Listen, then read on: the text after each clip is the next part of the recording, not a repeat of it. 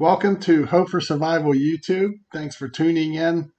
Tonight we have special guests Mike and Catherine, and they are true homesteaders. And we had them as a guest on another Hope for Survival platform, and due to demand, we have coaxed them into coming and doing a YouTube video to share some great information that everyone enjoyed in the previous um, platform. So, Catherine, Mike, welcome. Thank you for joining us this evening. Thank you. We're glad to be here. We appreciate it. Festus, good to see you again. Good to be here, and really appreciate them giving up their time again because their message is really good. Absolutely. Seems like I just talked to you or something. It's an old habit. Yeah, you know how that goes. Let's start off by tell us a little bit about what got you into homesteading, how long you've been doing it, and kind of where you're at this moment. Not location, but where you're at in the process. Sure. We have been doing this for about 30, 35 years, something like that. And my wife had an appointment with a doctor. Well, I'll let her tell that, tell him why we started with that. I had a colon tumor that was bigger than a grapefruit. And as it turned out, they got it all, but we've just tried to be really, really healthy ever since then. And this has been part of the process, just growing our own food, making sure it was organic, our own animals, that sort of thing. And so we were in Houston at the time. And so we started with a 4-foot by 30-foot garden.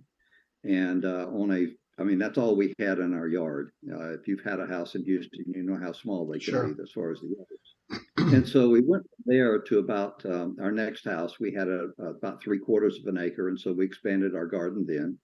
And then our next house had 1.25 acres. And so we're able to expand some more. The next house had 3 acres. And so we were able to add animals at that point. So we added rabbits and chickens.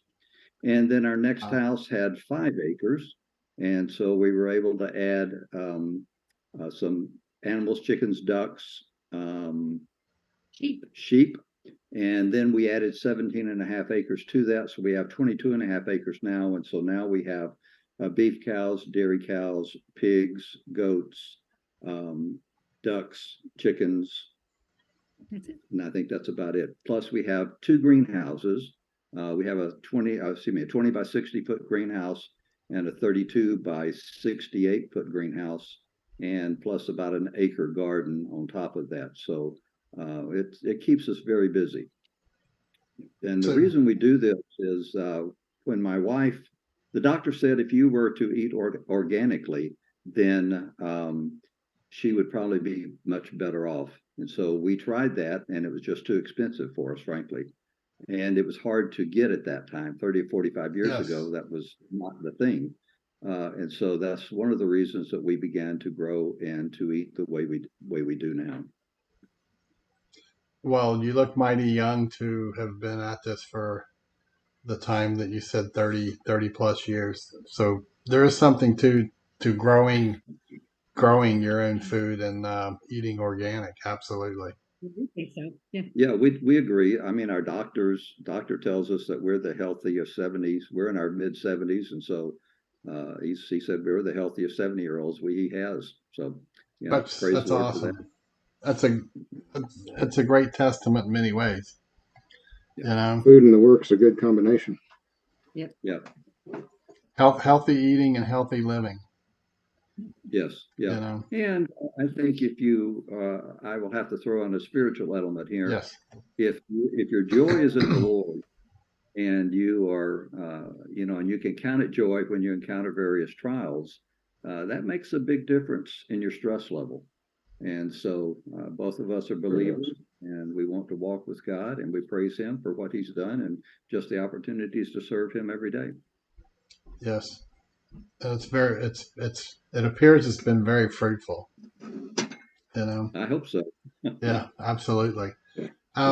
So you have a slide deck that has a lot of great information in it. that um, Kathy and Mike are going to talk to the slides because it is so much information on there. And then later, if folks want to go back and watch it and pause it, they can do so and take notes from the information. So I'm going to bring up the slide deck now. And as we bring them up and go through them, just tell me next when you want me to go to the next one. Vegetable production. Go ahead and go to the next one. One of the things that we have tried to do through the years is start our own seeds. And frankly, that's harder than you think. And so there's been a real learning curve for that. One of the things that really helped us tremendously was we bought an old freezer off of Craigslist. It's one of those like you see in a grocery store. And so it didn't work. So we got it cheap. And so we brought that and put it in our greenhouse. We have aluminum foil over the glass part of it so that it's dark in there. We put a crock pot in there, a temperature sensor, and that would turn it on and off depending on the temperature. And so that's where we start all of our seedlings, and our success rate has gone up exponentially when we do that. So there's no light in it, but once they break the surface, then we go to the next slide. Once we've done that, and we bring them out. We bring them out, and we have a table. This is about 6 inches of sand, and it has an electric coil that runs through it that keeps the sand warm. And so we bring them out here so that they don't get leggy. They get plenty of sun, and that sort of thing. And then if you'll also notice that there is a frame built over it. So if it does get down below freezing, then we can cover them. And between the heat and the covering, then we can continue having an early start with all of our seedlings. The next slide. The next slide shows the interior of our very first hoop house, and the one on the left is our newest. This is raised beds, and the one on the right, we plant lettuce in the blocks around it, and then I like this. different things in the middle. The beautiful part about this is we have drip tape for watering on an automatic timer, so we don't have to use our brains to remember to go out and water it. Has roll-up sides, that sort of thing, and you can see the heat table then on the left. Then the newer greenhouse we have just purchased, and what we're growing there is actually in ground. So right now I have broccoli that's made it all winter, spinach, Swiss chard, onions that are coming on. I just pull the last of the radishes to feed the chickens, but it keeps us fed with something fresh pretty much year round. I would say also that if you'll notice, the middle one is 2 blocks high. We're going to raise that to 3 blocks high, and the one on the right-hand side, we're going to raise to 2 blocks high. We're discovering as we get older, it's harder to bend and to pick, stuff like that. And so we're continuing to modify it based on our abilities as well. So I'm going to go to the next. Okay, here in this next slide, you will see some starts that we have taken out. Right now I have started broccoli and lettuce, and some spinach are sitting on the hot tables right now.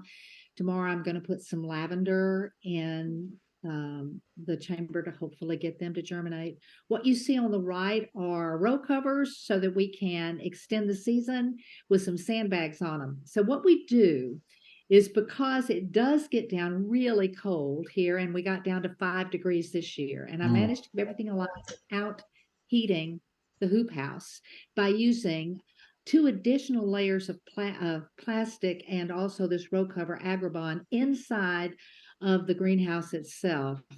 I got this idea from Elliot Coleman, who wrote 4 Seasons Garden. It's outstanding, and it's that we use his method, and it keeps them alive. He lives in Maine, and he's able to do the same thing, and I figured if he lived in Maine, surely we could do it here. I think there's certain things, obviously cool weather plants would work through this. Each layer will protect you another 5 to 8 degrees. Next slide. So yeah. And this is what we have actually learned in this next slide throughout our years of gardening. It takes a long time to build soil. Every place we've moved, has been places where builders have scraped it, to make it nice and level for the house. And even here, the person who lived here before us had scraped off the topsoil. I'm not sure why, but it left just hard pan. And so what we had to do was bring in loads and loads and loads and loads of leaves and wood chips, which we've let rot. We've sent the chickens in through in the winter time to just tear it up again and help things compost. But without good soil, bugs are terrible. The vegetables are not nearly as nutrient dense, and you need a lot more food to fill you up, I think, than what the nutrient dense are. And then there's this huge learning curve. Folks who say, oh, I'll do this someday when things get difficult or I can't get food. But it can take 4 to 5 years to build soil enough to where you really get a good garden. Unless, of course, you're going to bring in all of your soil, which is extremely expensive. And we learned that there's some things that just won't grow in our area and it's just too intensive and difficult in a crisis of any sort. Then you need to figure out a way that you can cook whatever you grow so that everybody's going to eat it. And we have several cookbooks that we've used for this and that we've just learned through the years. And we have to be sure that it is easy to process what we're doing. Anything that is too difficult, we just don't grow it anymore. It's just not worth it to us. For instance, in our area, we can't grow peaches. The things that we can grow are pears, berries, and chestnuts and peanuts. The apples, we've had two crops in 15 years because of the frost. And also because of cedar rust. But this last year we had a bumper crop. So hopefully, that'll work again. Next slide. And this next slide is going to show some things that we think will make things a lot easier. We order silage tarps from a place called Farmer's Friend. They're an outstanding company to work with. And so in the wintertime, we cover the whole garden with these silage tarps. And we use it to smother out the weeds. And if there's ever nuclear fallout or for some reason or something like that, we plan to put them in place so that hopefully we can preserve the ground and can plant again. And then the other tip is if you decide to use weed cloth, and we do for some things, buy the best you can get. If you just go to a big box store and buy it, it's a lot cheaper, but it's also a lot more difficult to get up. It deteriorates, lasts maybe one season, whereas we've had our things from Farmers Friends for 4 or 5 years and we just keep reusing it. And then figure out your water situation as soon as you can. Raised beds, for example, while they're more convenient because they're higher and so forth, require a lot more water, and you have to figure out a way to get water to them. We're actually about to build a prototype for a new bed that will be pretty much self-watering, and we'll see how that goes. We're going to try. We always like to try something new, and that's one thing we're going to do. Sure. And then, I would say with the watering situation, you can use drip tape, and we use that. You can also use sprinklers and that sort of thing. Each one of them has its benefit. The sprinklers cover a lot bigger area. They're easier to move around. The drip tape uses a lot less water, but you've got to work around it all the time, and you're constantly moving it once or twice a year, which is frustrating. But in our case, because our well only produces about a gallon and a half a minute, we have to be very conservative with water. Sure. And the other thing that I've done many times is I've hit them with a hoe, and then we have to repair them, and we have a lot of things to repair with as a result. And then we have mulched a whole lot, which we used wood chips, we used straw. You have to be careful with straw now because a lot of it has been sprayed with Grazon, and that stuff will stay in the soil for a long, long time and can just destroy your garden. The same thing is true with things that have been sprayed with Roundup. We try to only use something that hasn't been sprayed. So straw is great. Spent hay is great. If you're going to mulch your garden paths, You just have to, especially if you're going to do it with wood chips, it's a whole lot harder to hoe those wood chips than it is just to pull the weeds out. Some people will actually flame them. We call it with a flamethrower, and that's hooked to a propane tank. But it can catch the mulch on fire. Ask us how we know that. So you have to be a little more careful with that. The good news is with putting the wood chips in the aisle is they do decompose, and then we just dig them out and throw them on the bed, and so that's part of our renewing the soil each year. And but if you have Bermuda grass or Johnson grass, forget the wood chips. All it does is encourage them. We cannot get it out when we have wood chips on the top using that for mulch. It's awful. Okay, the next slide. These are just some more tips here. Plan for failure. And this is our biggest tip, because there are going to be years that you're going to make enough green beans for you and 14 other neighbors. And you're tempted to give them all away and not to fool with it. But because we're trying to live off of what we grow, the year that we have this huge bumper crop, yes, we do share with others. But at the same time, we also can extra and dehydrate extra, because the next year will often be a failure. Sometimes you're just overrun with bean beetles, and by then I just give up. I pull them up and put something else in. So what we've noticed is you get a really fantastic crop of some things about every 3 years. What we do to help us with fertilizer, because it's going to be a real problem this year, I think, is we mulch our chicken run, and it's a pretty good sized chicken run. And then we throw scraps from the table and so forth into the run, and they will compost those wood chips and that mulch and the scraps that we throw to them in just a few weeks. I hate turning compost beds. We just don't want to do that anymore. And this way, then we can take the front end loader of the tractor, move it in and scoop it out and just dump it where we want to dump it. So what I do is I put in like maybe 1 foot to 2 feet of wood chips in there after in the spring, after we've dug it out. And by next year, it is amazing. I mean, you can't even tell that there's a wood chip left, plus all the other stuff that we've thrown in there. Now, we do fix it so that we can get in there with the tractor and get in there with the bucket. So we don't do this by hand, so that we can scoop it out. We try and make it as easy as possible at our age. Now, we have a lot of grandkids, so if we get in trouble, they help us. Yeah. So it's not quite as bad. And then the other thing is, for fall gardening, you have to know what temperature is actually going to kill your fall crops. For example, kale will live as much hardier than broccoli is. We have discovered here where we are that broccoli will be killed at 28 degrees. So if it's going to get down to 26, we have to be sure to cover it. We have never lost garlic, but I think we would have lost it this year had we not covered it when it got down to 5 degrees. And as it is, it did get bit on the top, but it's coming back beautifully. So I hope it's going to be okay. Okay, next slide. Fertilizer. You probably know that already, if you've been watching the news at all, that fertilizer is going to be a problem this year. There are many people who say, and we think it is true, that commercial fertilizers sterilize your soil.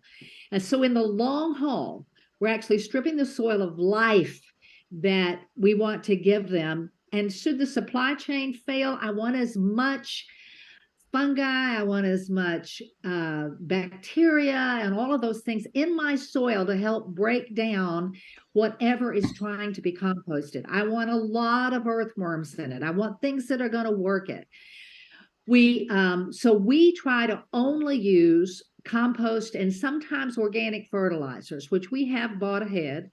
We do make something sort of like that stinks like swamp water from whatever we can put together, like comfrey or various products that we have here on the farm. We actually, in our wood stove, burn our bones that are from the animals that we slaughter, so that we're actually able to put bone meal and ash into our garden. We have to be careful about how much ash we put in. You can put too much, but those are the things that we do to try to help with the fertilizer problem. We also plant something called comfrey. It's a great plant. A lot of people say it will take over. Ours has not. And we clip the huge leaves regularly, and I lay them on the top of the soil around the smaller plants, and they work as a weed suppressor, and they also help fertilize your soil. Now, a lot of people grow cover crops, and but we don't do that as much anymore because I actually use the weeds that we pull up for our cover crops. So I pull them and I lay them in the bed if they don't have seeds. If you do that in the heat of the day, they will die, and that helps mulch the soil as well. And oftentimes the weeds that are there are precisely what your soil needs. So I try to use those as we can. Some people take them and put them in that swamp water that they're making up to where they can take this liquid fertilizer and then pour it on to the plants. We do buy huge 5-gallon buckets of fish emulsion, and it's organic, and we do mix that up, and I try to use that ever so often to be sure that everything just stays healthy. I would say this, really, if you're going to homestead, your success and failure will depend on your soil. Yes. And anything you can do to build up the soil, and anything that you can do to keep from putting something that kills the fungi and the bacteria and earthworms, then you're much better off. But understand, it takes a long time. There are things that you can do to speed the process along.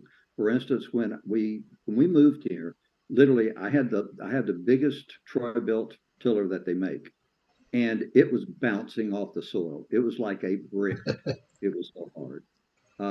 Now we have 13% in our last soil test. We have 13% organic in our material, in our soil, and we are lacking nothing. We are way over in every single micro mineral and all of that stuff.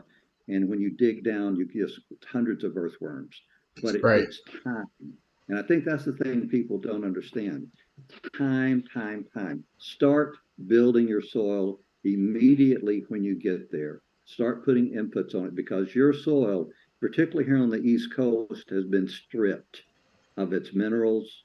It has been, particularly if it has any farm life at all, it has been sterilized.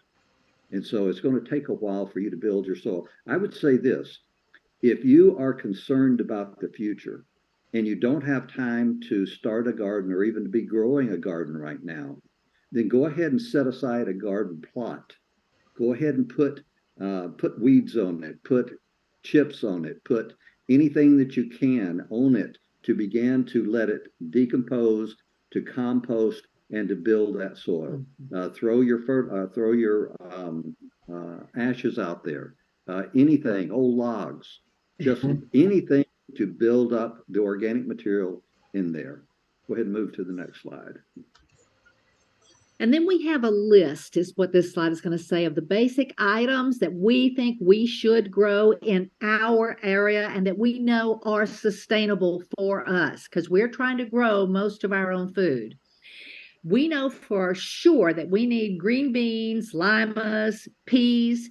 We grow those because they're easy to grow, and the seeds are remarkably easy to save. The limas and the peas provide calories.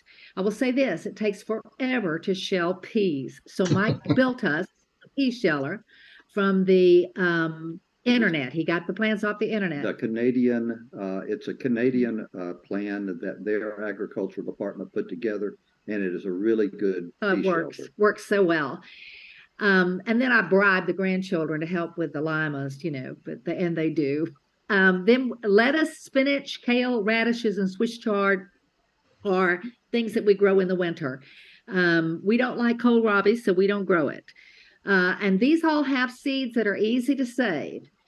But the spinach that we save, the seeds seem to only germinate at a reduced rate. And I'm going to try this year to have a couple of kinds of spinach together and see which one grows better. And I know they may cross-pollinate, but I want to keep the best seeds from the strongest plants. Where we are, I have discovered that kale is pretty much a perennial if it's inside of my greenhouse. In fact, I didn't plant that this year. It's still there, and I've been feeding it to the chickens all winter long. We love carrots and cabbage, but they're biennial, and we have not been successful at saving seeds from either one of those. The cabbage here just rots, for lack of a better word. We have the worst time with it.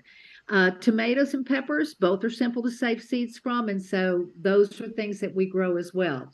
We do grow okra, we have grown corn, and it just depends on the season whether we would grow those again. I think the thing that we realize is we don't have the time or the energy for specialty stuff Yeah. or for niche stuff. And so what we have simplified it for what gives us the best bang for the buck Sure. for our time, our energy, the calories and that sort of thing. And so it's pretty basic, but we know that they work. All right, we're going to move to animals at this point, unless y'all have any questions. You said the tomato seeds, and did you address the tomato seeds? How you save those?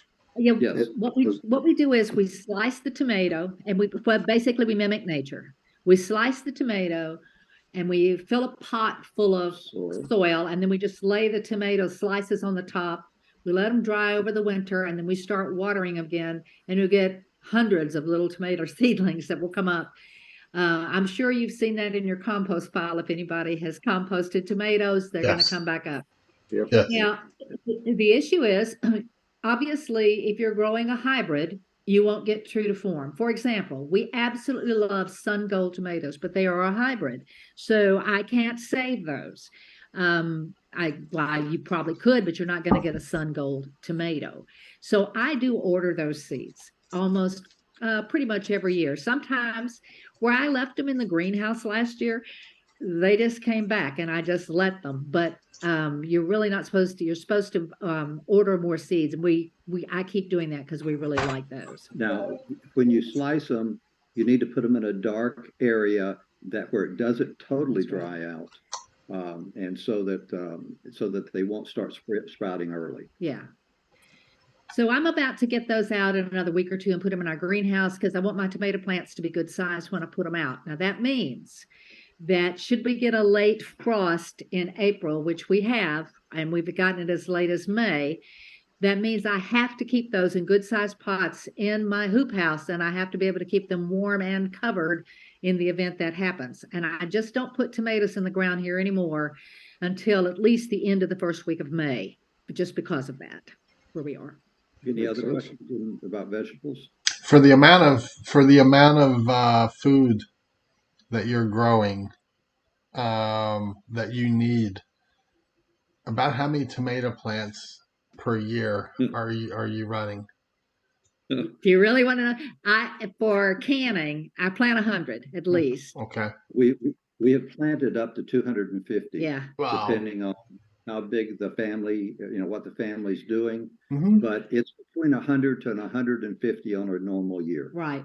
But I mean, we are canning pizza sauce, picante, Spaghetti meat sauce, and tomato juice, and tomato paste, and seasoned tomato sauce. And so we literally produce hundreds of pints and quarts of tomato products a year. But then it's one of our staples. Yeah, we make our own rotel because we raise Anaheim chilies, and we put those together. Chili sauce, we've made ketchup, that sort of thing. It's the thing is, there are years that we get a tremendous crop of tomatoes, just like with beans. And we got a fantastic crop this last year. I'm hoping we do again this year, but I never know when blight is going to hit us because we have an extremely wet season. Yep. And so I was really concerned about it this past year, but then it quit raining. And after I trimmed off all the blight at the bottom of the plants, they actually produced very well for us. But next year I could lose them in July. It just depends. We do everything that we can to stop that. That is where I use weed cloth. You have to clean everything with, bleach and on to be sure that blight is not going to stay with the tomatoes. The second thing I would say is we have gotten less and less blight here, the better the soil is. Yes. So I really can't say enough how important it is to have the very best soil that you can possibly have to give your tomatoes a good chance. The other thing is, you may put all your tomatoes out on the ground and you start having 3 or 4 that look terrible. I don't try to nurse those back to health. I cut them down immediately and I put something else in that spot, maybe, a squash, lettuce, something, Yes. because if that plant is diseased, it's going to give it to the plants that are around it, and I'm trying to stop that. The other thing is companion Planting. planting. So like with the tomatoes, we plant Basil. that sort of thing. Mm-hmm. And as far as the soil, it was interesting. Like last year with our potatoes, I was going down the row and they were just absolutely gorgeous. There wasn't an insect anywhere. And then I got to these 2 plants and they were covered with insects. And then the next one down the row was just absolutely beautiful. I got to looking at the soil, and for some reason in that spot where those 2 plants were, it was back to that brick soil. For some way or another, the stuff that I'd put in was very thin right there. But the stuff that we had developed as far as helping the soil, the rest of the plants just did beautiful. And I'll say this, we haven't tilled now in years. We tilled the first year that we came and the second because it was so awful. And probably a third time to get the wood chips in. Right, Since then, we have not. We did have an area of probably 100 cedars that I cut down, and the soil was absolutely horrendous. And so I made a decision to try and speed up the process. And so I put about a foot of wood chips on there and I tilled that stuff in. I mean, we just tilled it like crazy. The next year, horrible. Well, that year and the next year were absolutely horrible. It was so drained of nitrogen.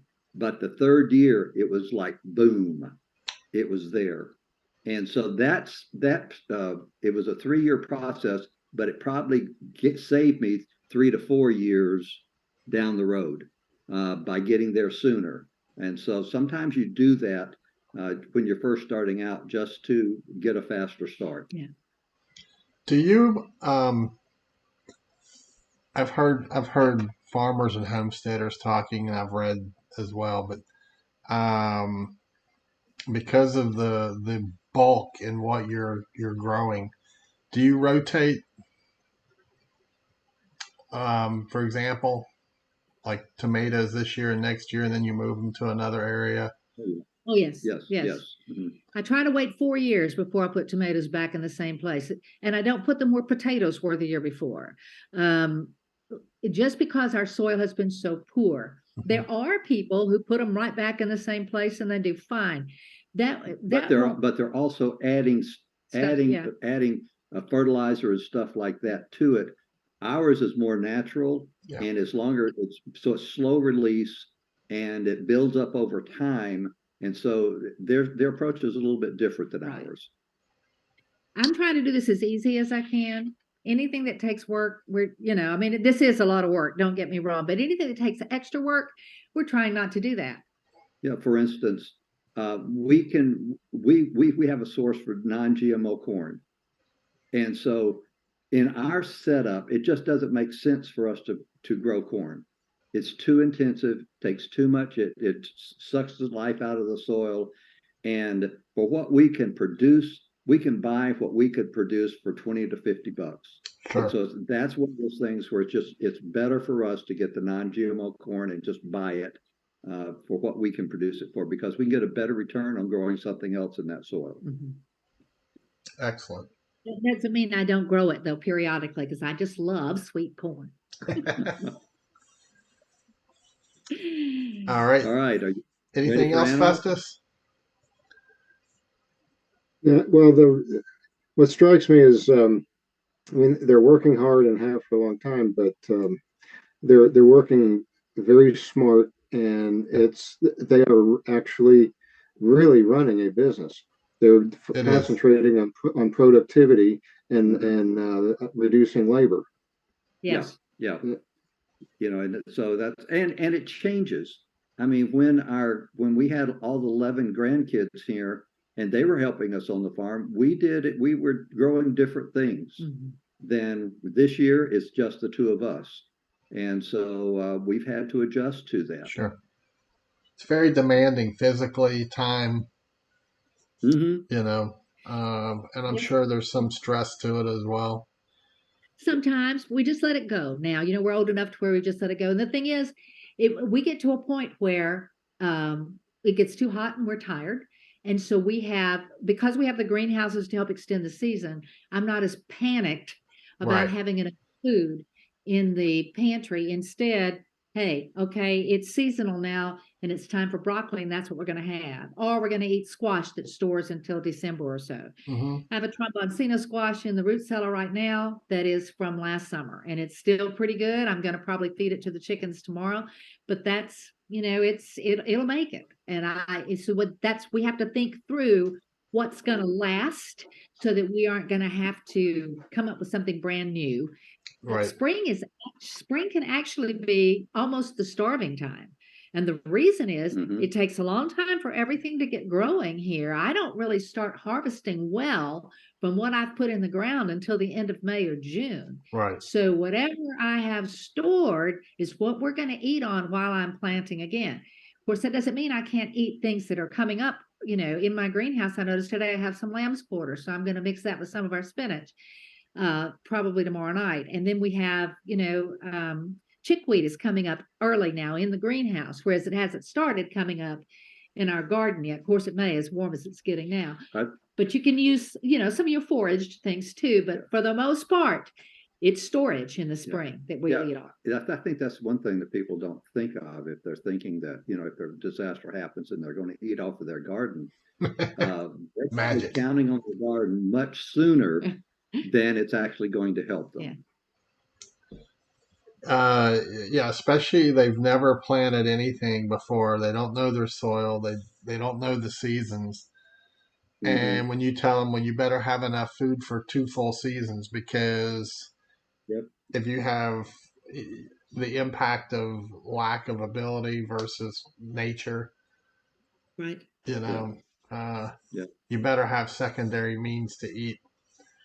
Yeah, you have to, or you're going to be really hungry. And we don't know when that's going to happen. I mean, I read a report this week that said that, or last week rather, that they're looking at this year, 1 billion people starving. Yeah. And I also saw this week that fertilizer is going to be 20% less fertilizer is going to be produced this year worldwide.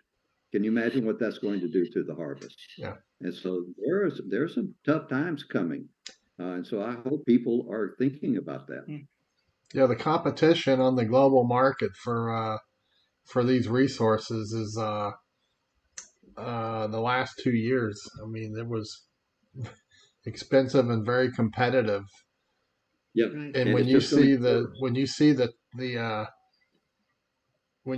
top tier nations with finances and ability in the past that are now at that market competing hard and coming away with less than what they're used to getting. Yes. Yep. Yeah. Yep. And that's not even taken into consideration natural disasters that have occurred in America over the last 5 years in some of our main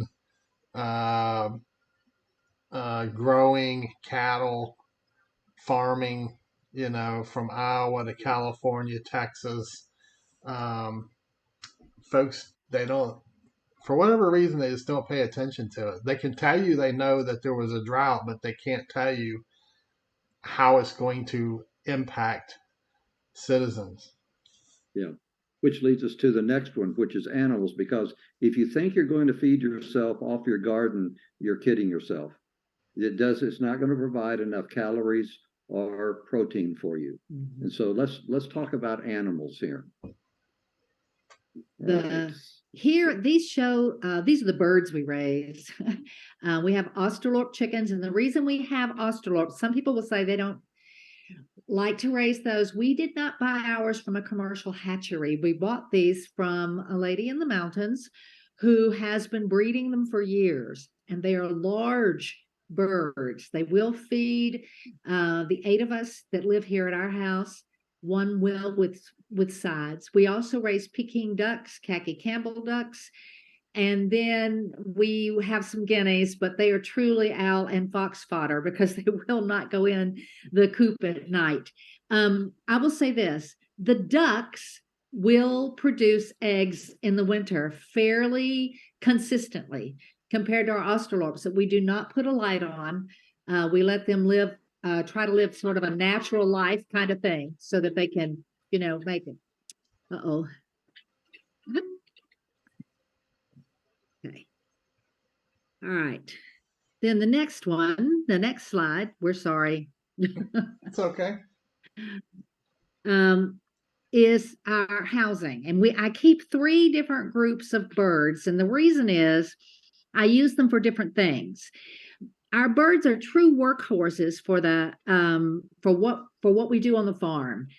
We have a standard chicken house and run just like a lot of homesteaders do. They get access to the garden in the winter only, and then they're out in the yard and in the property the rest of the year. We've even had them over on the pasture following the cows, that kind of thing. And then I have a separate group out front in the front yard, and I leave those there because we rotate the cows through, and because that is in our front yard, I want them to spread their poop, and they do. There's nothing left after just a few days. And they spread that in the front 4 paddocks, and they pretty much feed themselves. We do feed them a little bit of grain occasionally.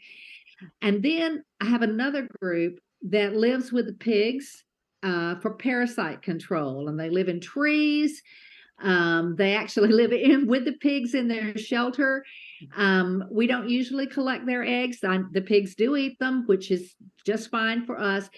Mostly they are there to help with any kind of parasites that's coming off of the pigs. I think the thing that you need to look at is how can you control your animals' parasites, et cetera, and by using multiple different groups. I'm sorry, I should have said the next slide. Yeah. By using different groups of animals together, then they can help with the parasites. And so that's the reason we put the chickens in with the pigs. They help clean up the garden, the orchard. They produce eggs, meat. If we could, we would keep them on the pasture. But unfortunately, the foxes and the raccoons get them, and so they don't last very long. But they're very good for that. That's the same reason that we have goats, and we did have sheep with our cows, because they eat from different areas, and so that helps. The cows eat cow eat the sheep parasites and the goat parasites, and the goats eat the cow parasites, and it doesn't bother them. So it makes a huge difference. Pigs. And go to the next one as well. We've discovered that pigs are really the best bang for the buck on the property. It does require housing. It's a farrowing house for them to give birth in. To confine them, electric fence works. We have an electric wire that they are constantly shorting out, and therefore also have hog fencing, as well as wire, welded wire beyond that. So we've got 3 layers to keep them in, because if you've ever got a pig out, they're no fun to wrestle, I guarantee you. There's also automatic waterers that really help as well, that you need to have, pig nipples and that sort of thing. The next slide. The thing about a pig is they'll eat just about anything. And so any excess that you have, you throw to the pigs. Any weeds you throw to the pigs or to the chickens. It's also our source of grease and oil. The lard, learning how to render lard and using the lard is tremendous. Again, the chicks that are in with the pig, they're somewhat protected because the fox don't want to get in with the pigs. And so they're part of our chicken, dog, and human feeding plan, so to speak, as we're going along. Now, we do, with our pigs, we have a source where we feed them. Well, actually, if you want to go to the next slide. We feed them scraps. And my wife loves Tromponcino squash and turnips and kales and beets, etc. And so we feed them that. Now, we don't feed our pigs corn. And a couple of reasons for that. Number one, it would have to be non-GMO. And when you feed them corn, they smell like crazy. You would not even know we have a pig. And we've had as many as 23 or 25 pigs at a time, and you cannot smell them. And that's because we don't feed them pig. Corn. Or corn, excuse me. Well, we don't feed them pig either. We don't feed them corn. We do feed them pet food overruns, dog and cat food that we get from a mill in Virginia. And so that helps us keep our costs down. We've also fed the produce from grocery stores, but it's hard to get that now. I am careful about what kind of scraps that we feed. There's some things I'm just not going to feed. I mean, if I'm not going to feed it if it's molded. I'm not going to feed, just like if we wouldn't eat it, I don't feed it to them either. I want healthy pigs. And so, but we have a lot that comes out of our garden, and I do grow oftentimes whole rows of food that's just going to be for the pigs and for the chickens, turnips and kale and beets and that sort of thing. Now, right now. Okay, the next slide. Next slide, sorry. Right now, we will have anywhere from, we have 2 sows at a board that we keep all the time.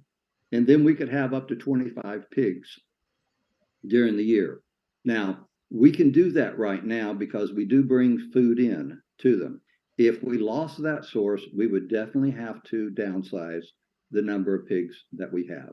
Now, what we've discovered is to feed our family, it takes 1 pig per person per year. Now, think about that. That's a lot. Yeah. But that's what it takes for us. Now, we can it, we freeze it, we salt it, and all of those things. But we would have to drastically downsize. But here's the thing. If you're planning ahead, like right now, I have our hams, we age them for 18 to 24 months. And so I've got hams hanging in there for years, that are available down the road. All right, let's go to the next slide. Which goes to the whole we were talking about with vegetables. You better have a 2-year supply in the event you have. Right. It's kind of the 1 is none, 2 is 1, and 3 is better thing of if this fails, I have a backup to my backup. Yeah. Right. Yeah, That's great. And so that's the canning of the meat, the dehydrating of the vegetables, so that they'll last a long time as well. These are our Jersey and our Angus cows. We only have a few Angus, and the Angus have only ever been grass-fed. So we're not feeding any grain. And again, that's by choice. And this is our pasture. We have had to work very hard on it to get the grass to where it is today. And those are our Jerseys on the right. And we only milk Jersey cows that are A2 Jerseys. And we have a special relationship with some wonderful folks in Graham, North Carolina, who also have Reverence Farms, and they have bulls that they rent, and we get one from them every year to keep this line going. But the milk is incredible. It is incredible how much cream we get on the top, and the cream is very necessary to us. Next slide. As far as what do we feed them, we don't. We just feed them grass. If they don't survive on grass, then they're not going to live. We started out wrong. We got a couple of Guernseys, and that we thought would survive on grass, and they died. They just could not do it. But the Jerseys that we have grew up on grass, and therefore they thrive on grass.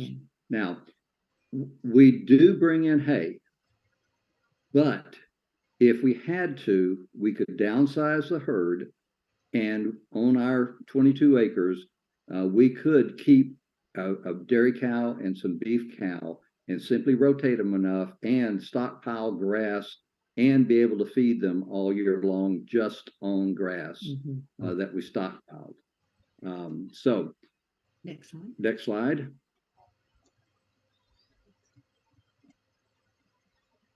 So we'll do everything we can to keep a milk cow. Like I said, because it feeds us, it feeds the chicken, it gives us butter, it gives us calcium. I mean, we use it everywhere. Like I said, hay may be an issue, but we can downsize and still make it. Like I said, we have a bull that we bring in, and frankly, if we had to, we would cull everything but the jerseys. And here's the surprising thing. I got the Angus because I love Angus, but compared to the Jersey meat, it doesn't hold a candle. Wow. I mean, the Jersey meat is the best meat we've ever had. It is sweeter. It's just wonderful, frankly. And it is smaller. If we didn't have electricity, we could grind meat by hand, but my goodness, the Angus is huge. Think how long that would take. So that was our other thought as well. Right. Okay. Any questions about? We have one more slide. Oh, one more slide. And I think it's probably the one about the things that we no longer raise. We don't raise rabbits, and we don't raise sheep anymore. Right. We love Katahdin sheep. In fact, that's some of the best meat we've ever had. Wonderful. It's just we could not keep them. They would not respect the electric wire. Yes. And so they were destroying our pasture because I could not rotate and keep them off of it. They go wherever they want. And so we had to get rid of those. The rabbits, frankly, they're so inbred here on the East Coast. We were not able to get them to reproduce. We tried 3 or 4 different lines, and we finally gave up, frankly. And honestly, for our size family, you need a lot of rabbit for a meal. Sure. And that just became, something we didn't want to fool with, because every time you have to slaughter an animal, it takes a lot of work. Yep. So it's easier to get bang for the buck for us. So that's one reason we quit doing the rabbits. So, like I said, you can get a lot of meat off of a pig and a lot of meat off of a cow. Yeah. That's going to feed you for quite a while. That's right. All right. Any questions about animals? Festus, you have any questions?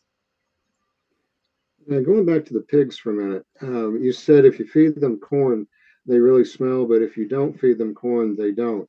Right. How much of a factor do you think the chickens are in there with them in terms of their smelling? That is huge. That's huge as well, because you don't see any poop anywhere in their pen, because the chickens are taking care of that. So between not feeding them corn and having the chickens in there, that takes care of our smell problem. Wow. Now, I will say this. That takes a little getting used to that idea, because I'm always so used to pig houses just being horrendous in their odors. And you have to train. You need chickens in the pen before you bring a baby pig in, so that the pig is raised with the chicken. Because if anything gets still, a pig doesn't mind eating it, but they are accustomed to the chicken and doing it this way. I've heard other people who did that and tried to, and the pigs ate their chickens.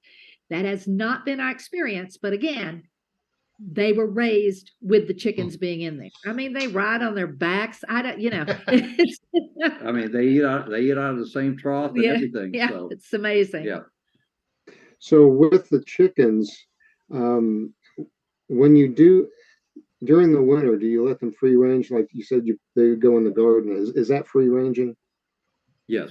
Yeah. All of our chickens free range.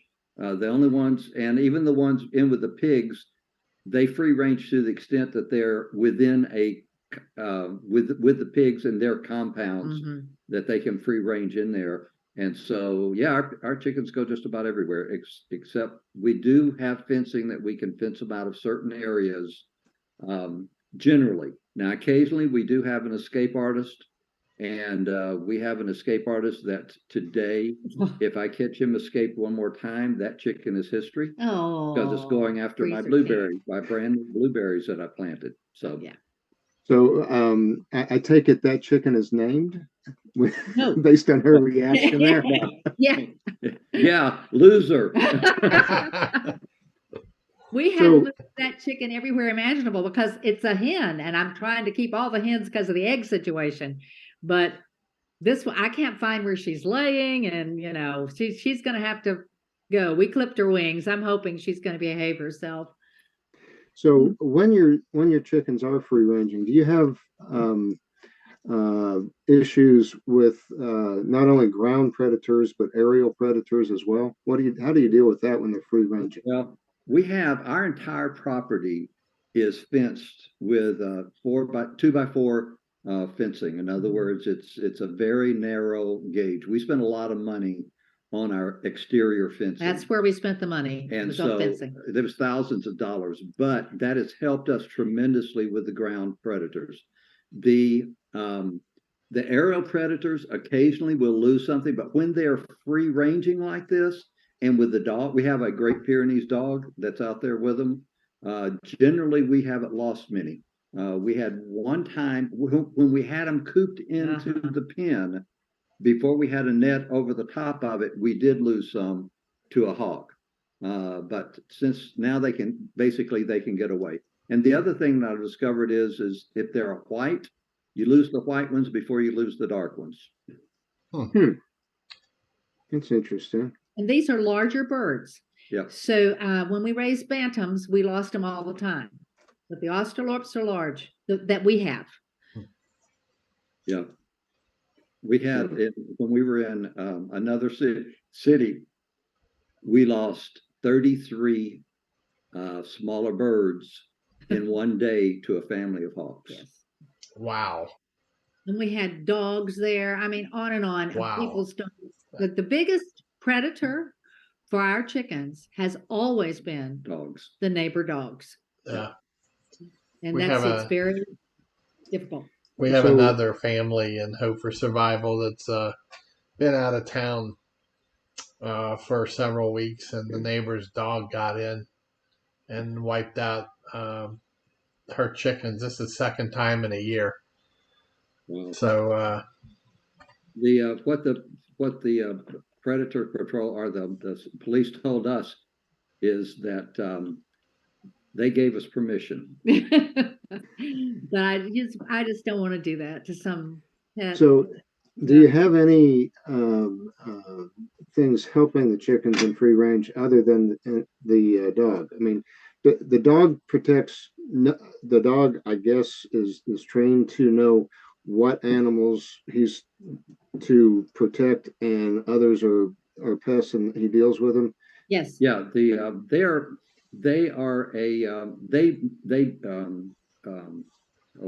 bond Yes. with the animals that they grow up with. And so our Great Pyres grew up with chickens, ducks, cows, goats, pigs.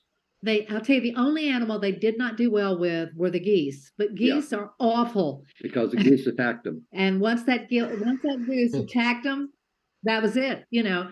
And so you have to be careful with geese. You just have to, know what's going to work and what's not going to work. Yeah. I will say this: the Great Pyre have for us been the most amazing guard dogs. I can, they watch our grandchildren. When I am outside and that dog knows that I'm headed for the garden, he will jump the fences to get to where I am so he can stay right with me. And if I'm working in the greenhouse, he goes around and around the greenhouse watching me. So we feel very secure. Sure. With our deer. Really good. Now, the last time we had talked, I think you had said something about to help your chickens as well was to have, I think you said one goose with them. Yeah, one goose. That's one goose. Now, and can you remind me of the reason for that? One only. Right. They'll flock together with other geese. In other words, they won't stay with the chickens. Whereas if there's just one, they'll stay with the chickens. And because it's a large animal, the hawks don't like to be around large animals. Anything that's bigger than them, it has a tendency to keep them away. We had turkeys once, and we didn't really have trouble with aerial predators when we had turkeys with our chickens. And I know that's controversial. People will say not to put the turkeys with your chickens and so forth, but we had to. We had a very small acreage at that time. So I don't know if that might work, but a goose is mean and they'll start hollering when something comes. The worst predator truly are the dogs and a fox because it's very difficult to trap a fox so that you could move it or whatever you're going to do with the fox. They're So, very hard to catch. Yeah. so does your Great Pyrenees attack the dogs that come in after the chickens? No, this was before we had a Great Pyr. Yeah. Oh, So okay. we really haven't had problems with predators since we got the dogs. Um, How many if do you it's an have? area, if it's an area that the dogs can't get to, and we've got an animal in there, then you could have a problem. Yeah. How And many how many Great Pyrenees do you have? we had three, we're down to one, but regretfully. Yeah. But The only thing about Great Pyrenees is you have to have good fencing to keep them in your property, because they will patrol your property, and once they patrol your property, they have a tendency to begin to enlarge the circle of their patrol and enlarge the circle. And so if you can't keep them in, then they can become a problem if your neighbors don't like dogs. Yeah. So you have to have fencing to keep them in. How in my area, I have a lot of coyotes. How oh do you yeah, how do you think how many Great Pyrenees do you think would be needed to take care of the homestead and be able to live through a pack of coyotes or a small pack of coyotes? Actually, I mean, one Great Pyr can keep a pack of coyotes away. oh they have here. He has At here least anyway. they have here. And Interesting. other people that we've talked to now, if they have, it wouldn't hurt for them to have a partner if they can get on the property. But again, if the coyotes can get on the property, then your Great Pyrs can get off the property. And so I Good would look point. at your fence. True. Well, I don't know. If there's a little dip in the land along a fence row, I Uh, would think a coyote could go under that you got to put without. something. But could a Great Pyr go through the same hole? Oh yes, That probably could. Now, in that owls case, did. I take my electric fence and I have wires hanging down very close together, so that if they try and get under, they're going to touch it, and that way water can run under, and it's not going to mess things up, and it's not going to catch on it. So I kind of create a little fence, electrical fence that's just hanging down that can move out of the way for water and debris.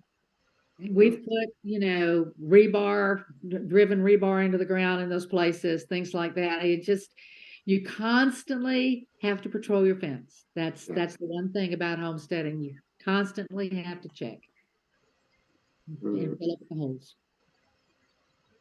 Okay, are you ready for the long haul? That's the next group. Alrighty. All right. So now the next Next slide slide. shows Alrighty. our smokehouse. All right, let me talk to you about a smokehouse. Because we do slaughter our own animals, I built a smokehouse. This is a smokehouse that can do cold smoke or hot smoke, or where you can actually cook in it. If you'll notice the slide on the left, you'll see a little black box over to the side. That's where we put the fire and the wood and for smoking there, and it's got a pipe going into the smokehouse, and so that we can do the smoking. You see hanging in the middle, you've got a ham and some bacon. And on the right, you have, looks like some pork loin and some things like that. That little smokehouse, I can smoke 38 turkeys in there at a time. Wow. And so when we do the hams, we salt them, but then after they're cured, I also smoke them for 4 days. So that they get a smokehouse, and so they get the smoke, and so that's the reason for the smokehouse. And so we do brocks, we do sausages and stuff like that, and so we actually can cook them in the smokehouse and smoke them while we're cooking as well. And so that has really helped. That is only, I think it's like a 4x4 or something like that, maybe 8 foot tall. But you'd be amazed at how much you can get in there. A lot of racks. to smoke everything. If you go to the next slide, we have a cool room. This is simply a 8x10 room that's in we had what we call a butler's pantry or a pantry area. It's 8x8, I think. And so maybe it's 8x8, but I took and I insulated the walls, and so that it's like the ceiling is R60, the floor is R40, and the sides are like R25 or 30, something like that. And so it's simply that foam core that you use. And then in the middle, it's a regular air conditioning that is attached to something called a cool bot. And the cool bot takes that air conditioner and it will take it down to like 37, 36 degrees, and it'll keep it there. And so you can use just a regular air conditioner to do that with the cool bot. And so I was actually able to build that room and buy the cool bot and the air conditioner for less than $1,000, which was less than a refrigerator. Yes. And it cost me $8 a month to cool it, which is phenomenal, frankly. Yeah. Now, we use that to cure our meat, like those are hams hanging there that we are curing. And when the vegetables come in and we're harvesting and we're doing all that stuff, we put that stuff in there. And so it is amazing what we can do and how that has helped us preserve large amounts of food and keep it without ruining. Now, because somebody's going to say, ooh, you don't put those fresh vegetables in there with the meat, do you? And the answer to that question is no. When we have raw meat hanging in there, quite obviously, I keep the vegetables away. And that means that after we've slaughtered and hung a cow or whatever in there, then I have to get in and sanitize it pretty hard with bleach and so forth before I can ever put fresh vegetables in there. And the hams are hanging in there, but they've already cured, and we keep those over on a separate side of the cold room away from the fresh vegetables, because I don't know, just eating lettuce or spinach after the meat being in there just sort of makes me sick to my stomach. So that's why we try to keep it separated, keep it clean. Yeah, obviously, if we could, we would have a room for meat and a room for vegetables, but we can't. So you do the best you can. Yeah, we have different shelves. We don't put the vegetables on the shelf that we've had meat on. We just don't do that, just to be sure. Next slide. Yeah. That's a pretty amazing project for under $1,000. Yes, Yeah, it is. I mean, obviously we already had the room, and so it was, well, like I said, it was cheaper than buying a new refrigerator, and I can get that's equivalent to probably 6 or 8 refrigerators, frankly. Yeah. Okay, this just explains it. The only other thing I guess that I would say is we do keep our smoked and salted meat in there because we've had trouble with bugs getting into our hams. And yes, we've done all the things that it says to do everywhere: salt them, pepper them, cover them, on and on. Put them in a screened room, everything imaginable. And we were still losing about 50% of them to bugs. So we now are storing them in this cold room after they've been smoked and so forth. And the air is circulating beautifully. It has worked well for us, and that's why it's temperature controlled, and it has worked better. If that is one thing to consider, that if you didn't have electricity, grid collapse or whatever, it could mean that we would have to pull those hams, slice it, can it, whatever. I don't know. But I think we could keep it in there for a long time before that happened. Well, like with a ham, once it's cured, and it doesn't have to be cold. That's right. In fact, it could get 110 degrees in there. It wouldn't be an issue. It's just the insects or bugs are the issue. Yeah. And if we wanted to, we could close them up in there and they would be fine. Hopefully. Yeah. If you want to go to the next slide. I'll let my wife talk about this one because this is her pride and joy. Yes, I do love this stove. This is a Pioneer Princess wood stove. Originally, we were just going to get just a regular wood stove to heat our house with.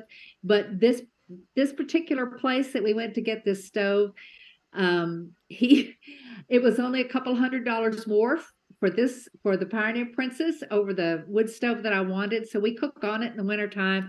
we just really enjoy it. When the kids were little, the grandkids were little, we played Little House on the Prairie. And this is Mike fixing our bacon, on the stove. But like I put when it's cold, especially, you can put a huge pot of soup on there and just leave it for the day into the night. It's just wonderful. And we use it for breakfast cooking. And I've cooked a roast in it. I've roasted a chicken in it. We've cooked bread in it. It's just, we've enjoyed it. It's been fun. Now, I think if I had to do it all the time, it can get it really hot in here. So it's a little different. We also use it to heat our house. Yeah. And so that's very useful. Next slide. Now, before you move on, Sure. is it difficult to regulate temperature on that while you're cooking something? If you And look on baking the left something? of the screen and where the paper towel is, you'll Yeah. see a little like a spring looking thing that is you rotate that and you can close off most of the air coming in so the fire is banked and cooler. You can turn it up to the middle section and it's about a medium cooking, or you can pull it and turn it all the way over and it gets really hot because it puts more heat into it. Also depends on the kind of wood. In the back, there is a lever that I can pull, and when I pull it, it sends that heat into the oven, or I can close it and then that oven just becomes pretty much a slow cooker. Um, within reason, depending if I've got oak in there and I've got it really piled high, obviously it's going to be hotter than if you're burning poplar or something like that. Right. The only thing you have to know about the oven is it's hotter on the left-hand side for us. So you have to keep turning your meat or your bread. Otherwise it'll burn on one side and it'll be done on the other side, but it'll be burned on one side. So you have to play with that and practice it a bit. The other part is on the top, on the left-hand side is high, and the further you go to the right, it gets cooler and cooler and cooler, or less hot. And so you just you move your pot around until you find where on the top of the stove you want it. Yeah. So that's the way you regulate the heat as well. And we have actually a trivet that holds it up. And so I can, if it's too hot, I can set the pot up on top of that trivet to keep the food from burning on the bottom. Have you ever thought about, or did you run piping in there and create hot water for your house through that? We Well, should have. Well, it has a 25-gallon reservoir on the back that does heat water. We just don't have it circulating through that. And the reason for that is we have solar hot water, and so we don't need it. So the sun gives us all the hot water that we need. I've used it to wash dishes, things like that sometimes, especially when all 8 of us have taken a shower and you need hot water. Yeah. Okay, next slide. All right, curing ham. There are a couple of ways to do it. Our bacon. This is the salt cure. You've heard of the salt box. And basically all that is you take and put a layer of salt down, put your meat in there, cover it with salt, put another layer of meat in there, cover it with salt. And so you could salt an awful lot of meat this way. The good thing about this is it really covers your entire meat. It's just that it's outside, and sometimes if it gets when you're first starting it out, if the temperature goes above 60 degrees, you can have spoilage. And so we've moved away from that, even though it does work. And so what we do now is we take and rub salt around the ham and the bacon, well, not the bacon, but around the ham with our salt and sugar, wrap it in paper or in butcher's paper, then put it in a sock, hang it up in the cool room anywhere from 6 to 10 weeks, depending on the size of the ham. And you weigh it, and so that you know how much moisture it's lost. And at that point, we know it's cured, and we can take it out and smoke it. With the bacon, basically, we have a rub that we put on it, and you put it in a pan that has holes in it, and in another pan so that the moisture will leak out. And then you just turn it once a day. And anywhere from 2 to 4 weeks later, that bacon is cured. It's ready to be sliced and then put in the freezer or in the cool room. Or you can leave it, in the cool room. Now, we will say this, you don't have to have this, but we have a Hobart slicer, which is a commercial slicer. which makes it so much easier to do your bacon. We also have a commercial bandsaw, meat saw, so that we can slice the ham and that sort of thing. You don't have to have that, but I tell you, it sure makes it easy when you're doing 150 pounds of bacon. That takes quite a while, But even we- with a we professional. didn't- On the scale you guys are, that would make a lot of sense to have. Yes, Yeah, but yeah. we That- didn't buy those new No, because that's- we're cheap. It's one of those things that took me 2 years to find the Hobart slicer at the price I could afford. It took me 4 years to find the bandsaw at a price I could afford, but I was constantly looking until I found one that was in my price range. Yeah. So, all right, next slide. This is these slides are pictures of our fermenting. We only use something called a German crock, and that's in the top left for big things. We use mason tops for others, but what we can do is this is I think that may be the 5-gallon one. I can't remember, Yeah, but that's the 5-gallon. but we can do an awful lot of sauerkraut in that, and it has a little well in it around the edge that I can fill with water, and it just keeps all the nasties out. I've had nothing ruin in these crocks. The one that you see, I would say this, with other crocks, you have to go in and skim off the junk off the top and that sort of thing. Because this has a water seal around the top, you don't have to do that. That's great. As long as you have the weights on it and it stays under the water. Yeah, and so it really helps in fermenting. What you see on the bottom is apple cider vinegar, and that is in gallon jars. Those are apple peels and cores there. I have the date on it because after a certain length of time, then we take it out, pour it up. Then we also made a huge crock of it here on the right, and that is the SCOBY that was in the bottom of that crock. It's just huge. We use apple cider vinegar for our animals, especially for the cows, and so that's why we make so much of it. It would cost a lot otherwise. Okay, the next slide, and this just shows ferments on a smaller scale, and this is a couple of kinds of tops that we have with glass weights to hold the food down under the liquid. This is carrots and beets, and we do mixed vegetables, and I do honey, garlic, and things like that to add variety. So pickled green beans are really good. And so is the sauerkraut. So the next slide shows the things that I pickle that we just have the snack on, and this is really good for the winter time. Because a lot of times we're making, soups like barley and beef soup. And then I just serve the pickles on the side, the carrots, the pickled green beans, of course, cucumbers for pickles like pickles. And we pickle garlic and we pickle beets. Thank you for checking out the Hope for Survival YouTube channel. If you are new to Hope for Survival, you can check out our books at our webpage. Book 1, which is Hope for Survival, Getting You Prepared for Disasters, and Book 2, Hope for Survival, The Mindset, are both available for order on the website.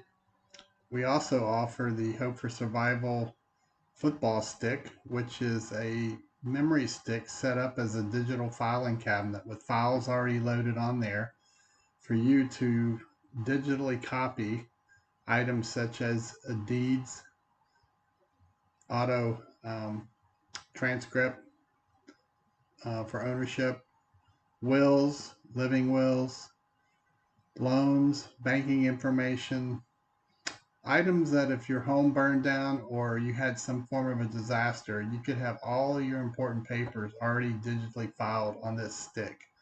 All you do is simply drag the digital file into the appropriate preset folder so that you'll have it in the event of a disaster. You have to flee your home in a hurry, or also if you're away from home and you need critical information that's personal, if you have your memory stick with you, you can put it in your computer and pull that information up wherever you may be. Again, you can find these items to order at our website, https www.hopeforsurvival.com, or you can email me at preparedness101@protonmail.com, and I will try to help you out. Again, Thanks for checking out the Hope for Survival YouTube channel. Hope to see you again.